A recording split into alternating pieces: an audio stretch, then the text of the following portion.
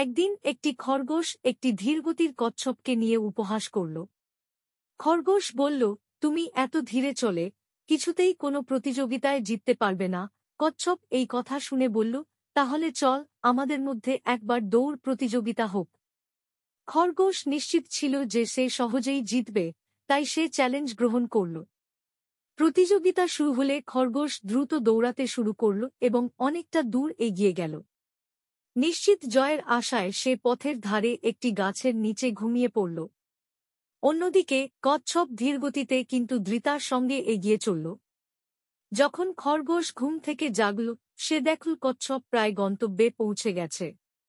খরগোশ যত দ্রুত দৌড়াল ততই দেরি হয়ে গিয়েছিল। কচ্ছপ জয়ী হল এবং বলল, ধীরজ এবং স্থিরতাই জয়ের চাবিকাঠি। খরগোশ লজ্জিত হয়ে শিক্ষা নিল, আর কচ্ছপ সবার সম্মান অর্জন করল।